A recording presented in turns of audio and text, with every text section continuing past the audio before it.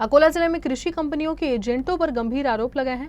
स्थानीय कृषि व्यवसायिक संघ का कहना है कि ये एजेंट न केवल कृषि ज्ञान से वंचित हैं, बल्कि अवैध व्यापार को भी बढ़ावा दे रहे हैं। इस विरोध में आज अकोला के व्यापारियों ने एक दिन का सांकेतिक बंद रखा। कृषि कंपनियां हर ग्रामीण क्षेत्र में एजेंट नियुक्त करती है, लेकिन अकोला कृषि जिला कृषि व्यवसायिक संघ का आरोप है कि ये एजेंट कृषि क्षेत्र से पूरी तरह अनभिज्ञ होते हैं। इनमें से अधिकांश ने न तो कोई कृषि डिप्लोमा किया है और न ही डिग्री।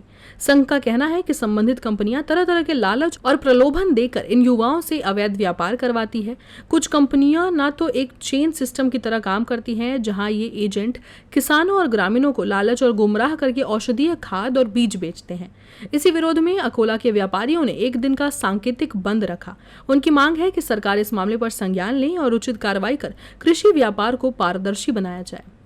आज माननीय जिल्हाधिकारी महोदय तसेच एसओ ऑफिस आणि एडीओ ऑफिसला आम्ही निवेदन दिलेले आहे। अकोला जिल्हा कृषी व्यावसायिक संघटना तसेच जिल्ह्यातील सर्व पदाधिकारी आणि व्यावसायिकाच्या वतीनं अकोला जिल्ह्यात सध्या जे लायसन धारक व्यावसायिक नाही यांचा सुळसुळाट मोठ्या प्रमाणात झालेला आहे आणि ह्या कंपन्या किंवा याचे एजंट हे घरोघरी जाऊन शेतकऱ्यांना औषधी कीटकनाशक हे पुरवण्याचा मोठा धंदा यांचा जोरात चालू आहे। याच्यात सर्वात आमची मुख्य अडचण अशी आहे की ते शेतकरी वर्ग त्या औषधीला बळी पडतात आणि त्याच्यात सोबत लागणारे कीटकनाशक हे आमच्या व्यावसायिकांच्याकडून घेऊन जातात।